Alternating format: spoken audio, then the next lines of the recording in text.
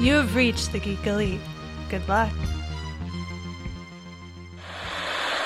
Mitch and Elizabeth are getting married. We're getting hitched. We're getting hitched.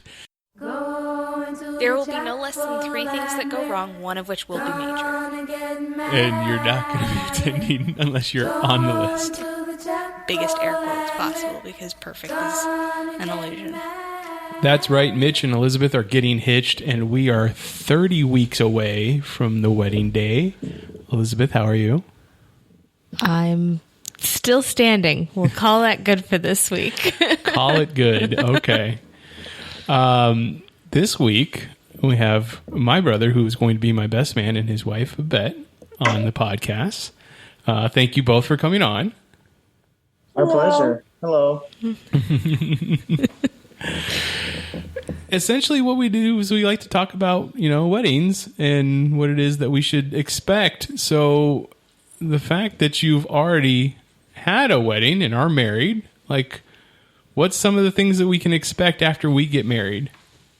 I think our situation was a little bit different. We kind of eloped. So we had, I guess we technically had a wedding, but it was, I think the video when we watched it was 3 minutes long. We went to Vegas and got married out there. It was really fast. And I had Lucy before from a previous marriage, so I don't know if that's obviously going to be a lot different, our situation, than from yours. But yeah, it was a lot of fun. I mean, we eloped, spent the weekend in Vegas. Kind of just, we had plans for a bigger wedding months down the road, and then we just decided we caved after we started getting into planning and all that. We were just we both didn't really want to do it anymore. So we're let's just get this done. And so that was kind of our experience. I mean, that's completely understandable. The planning can get quite overwhelming. Excessive, yeah. Yeah. That wasn't necessarily talking about just the day of the wedding, just marriage in general. What's everybody tells you it changes, kind of thing. How do you feel after you got married? Did you feel markedly different? For myself, I did not, because we had already lived together for almost 2 years before we got married, and I didn't really feel any different per se. I mean, just there's more responsibility, and you make that commitment. So that's a pretty big thing. But as far as feeling different, I didn't really feel any different. Did you? I didn't, not entirely. We did live together. I mean, we were committed already. I guess that kind of just put more of a seal on it, but it didn't really change, I don't think, our relationship that much. Yeah. So I don't know. I guess we were super boring, but we had already lived together. We knew we wanted to be together, so I did want to get married and kind of really, I guess, make it official. So it felt more official, but I don't think it really changed our relationship so much. Because I think it was already committed and strong, and it just still was after we got married.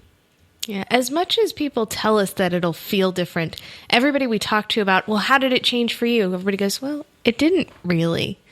Yeah. It's okay, so then why do we keep telling each other that it's going to make things so different? Mm-hmm. But besides, I think relationship-wise, it really doesn't. There's all the other ancillary stuff that comes with getting married that kind of changes. You're legally bound together, so taxes. And all that. Taxes. Mortgage and health insurance, and you can't get away so easy now. You're stuck. So I don't remember if I told you before I was going to ask Elizabeth to marry me beforehand or not. But what did you think when you found out that I had popped the question?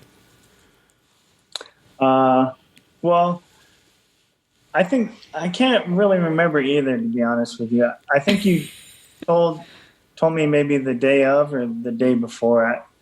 I can't recall, to be honest with you. But no, I was happy for you. I mean, I was happy for you. I thought that it was a really good match for you. So I was really happy for you. I think that Elizabeth is someone that'll be a really good match for you. So I was happy for you both. Thank you. Similar personalities, but not too similar. But, So I want to talk about the fun stuff. Okay. And that is, what are your favorite wedding traditions and what are your least favorite wedding traditions? And I use the term traditions very loosely. That just any of those things that occur often at weddings. Or what is it that you look forward to the most when you go to a wedding that's not your own? Well, I think everybody looks forward to the reception, right? Right. And not too many people look forward to the ceremony, I don't think. No. No. I think the bride and groom and maybe the parents and stuff, I think that's reserved for them, really, But,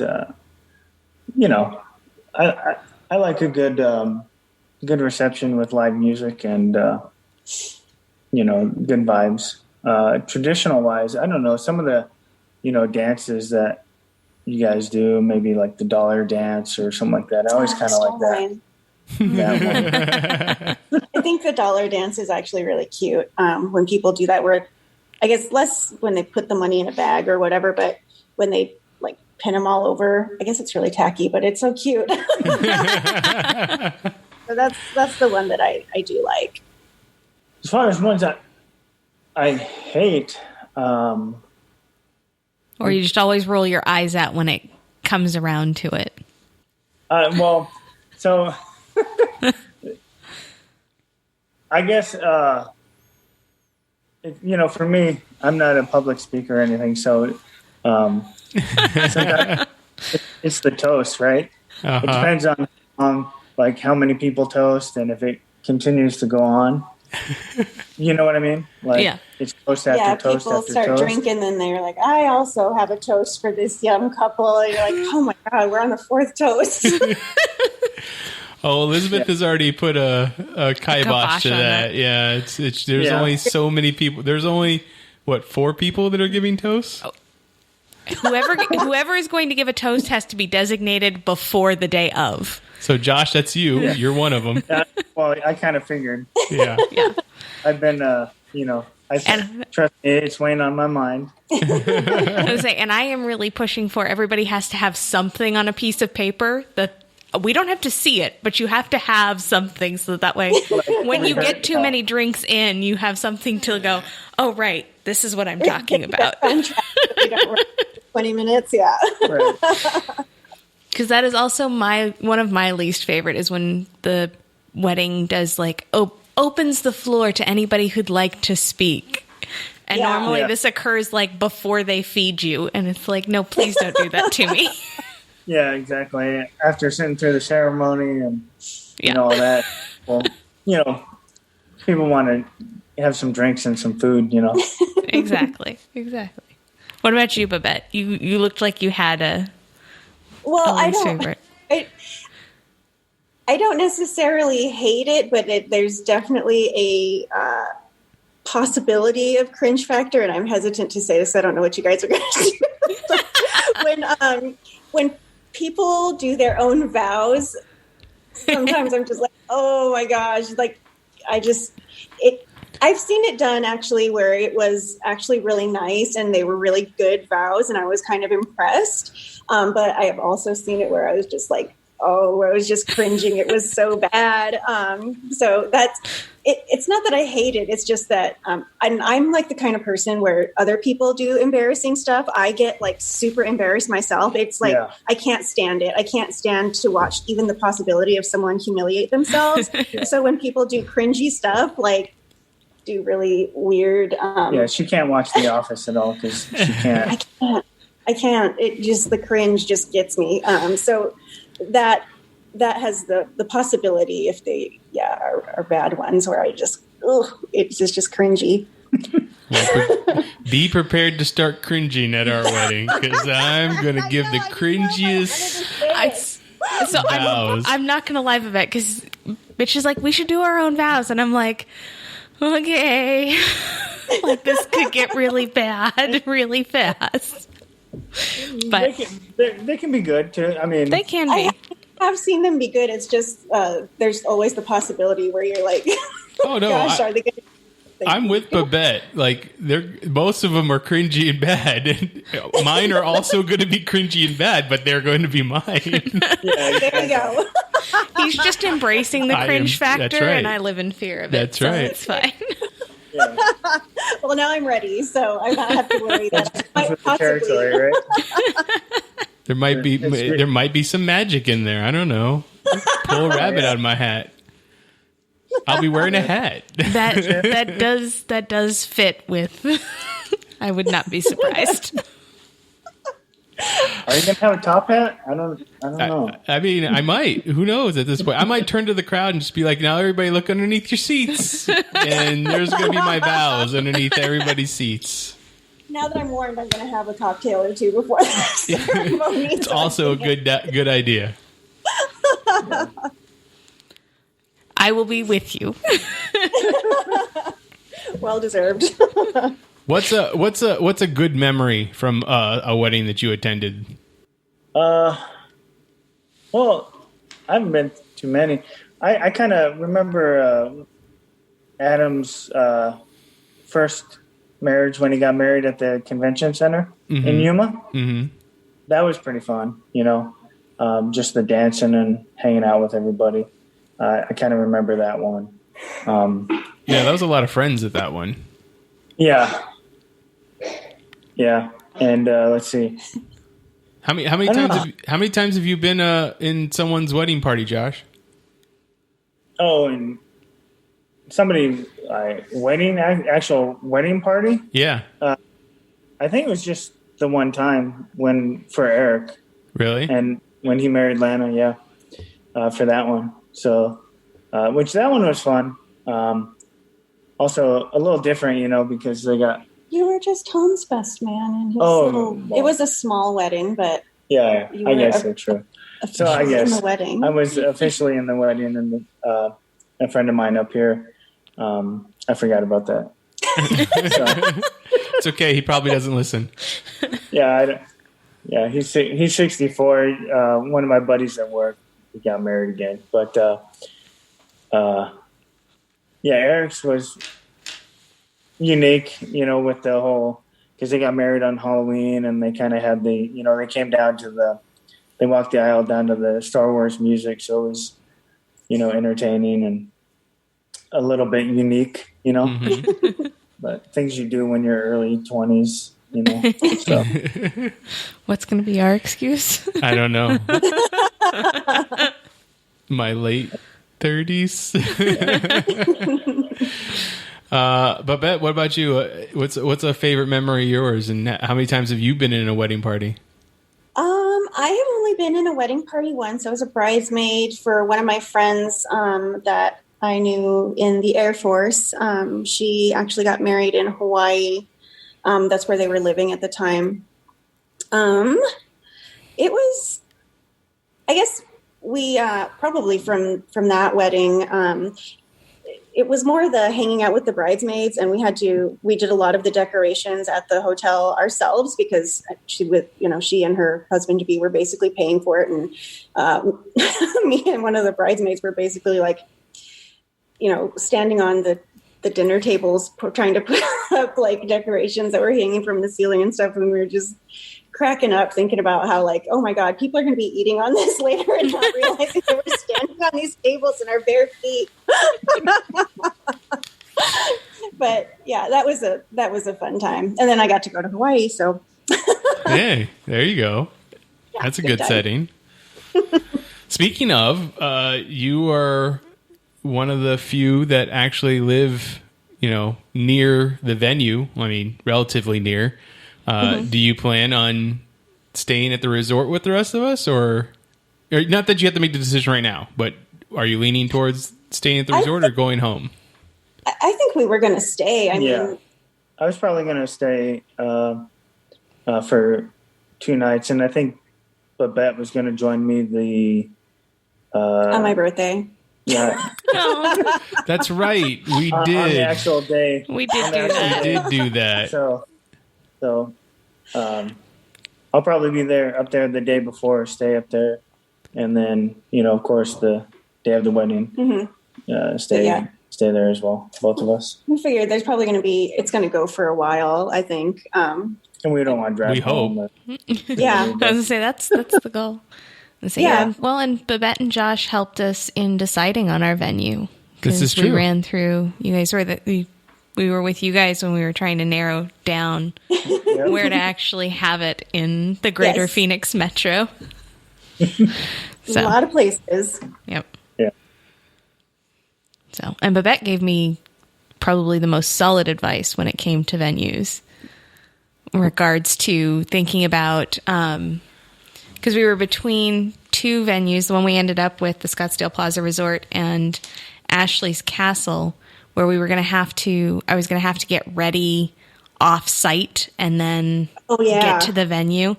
And you pointed out that, in a stressful day like that, maybe not having to figure out transportation might be beneficial. Yeah. Now you just have to figure out how to walk downstairs. Yep. I mean, that is hard enough. That is enough of a challenge.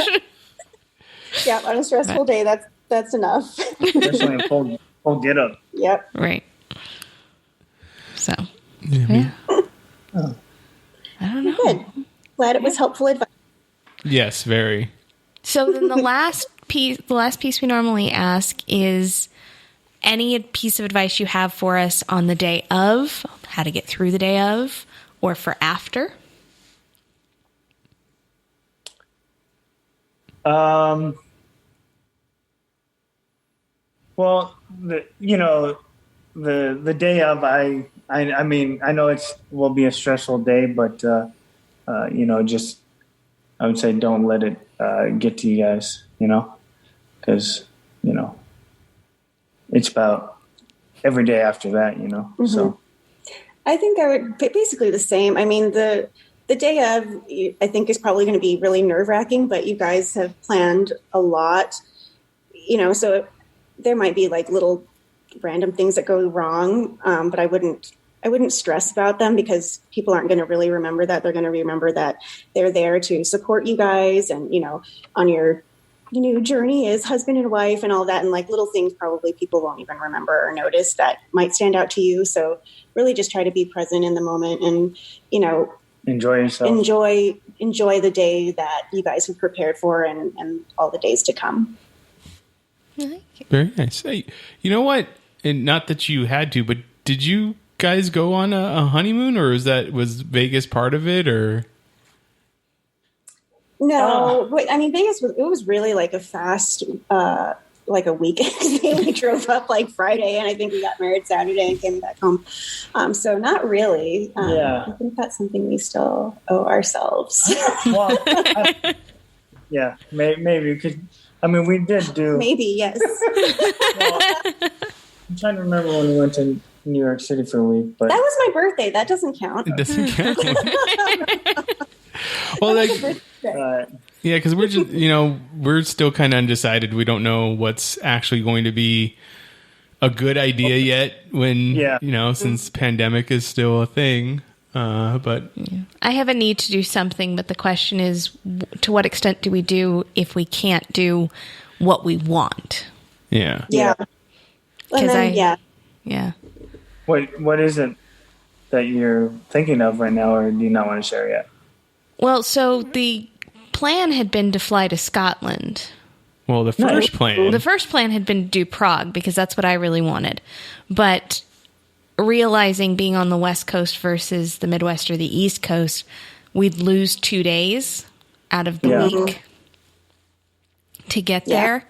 And that didn't seem to make any sense with the time changes. So then on Mitch's bucket list is Scotland, and I adored Scotland the last time I was there. So we did that, but after we booked our flights, the airline canceled all of their international flights indefinitely. So don't know if they'll come back online before October. Maybe not. Answer hazy. So the question is then if we can't do international travel, do we spend the money to do something domestically or do something small domestically and then wait and do something bigger later on? Yeah. But then the risk is life gets in the way. Yeah, exactly. I mean, how long we just wait. What are you thinking? I'm trying to think how many years it's been that we've been married. How long have you been married? 5? It's 5 now, right? Yes. It will be 6, yes. But it's not yet. It's still 5. Yeah, it's still 5. It's still 5. But yeah, I mean, that time goes by fast. So I think I have always been like, okay, at some point we have to do like a real honeymoon. But yeah, I mean, we got our kid, we had a little kid then. Now we have a big kid. She's in high school and just stuff gets in the way. So if you are able to at least book it, even if you have to wait a little while, I would, and it's something you really want to do. Yeah. I wouldn't put it off maybe indefinitely because time goes by faster than you think. Yeah. Yeah. And then since it is 5 years going on 6, what's a piece of advice for us to have a good marriage? I would just say, just talk to each other. Yeah. I mean, communication. Don't take each other too seriously. Yeah. Yeah. I guess know when to let stuff just kind of roll off your back and realize that, people have crappy days or crappy weeks and eventually it'll come back around. But to also just talk to each other. That's the biggest one, Okay. Well, thank you once again. Thank you both for coming on here and talking to us. The whole idea is that we get to have something later on to remember leading up to the wedding. So, thank you for having us. Yes. If anybody out there has a piece of wedding advice or marriage advice you'd like to give me, you can find me on Twitter. I am at Mitchipedia GEM. GEM stands for Geek Elite Media. Elizabeth, where can people find you? You can find me with the rest of Geek Elite Media at Geek Elite Media and our Facebook page /Geek Elite Media. Did either one of you like to give out social media? You don't have to. I would not. Okay, that's fine. I didn't think you would. Well, you notice mine is all attached to the Geek Elite Network. Check out archived episodes of this podcast and other podcasts on our network on our website, geekelitemedia.com. And please rate and review us on whatever podcatcher you use so it helps spread the word of our network. But until next time, this is Geeking to the Chapel on the Geek Elite Media Network saying always remember to geek out. This concludes our broadcast. Beep.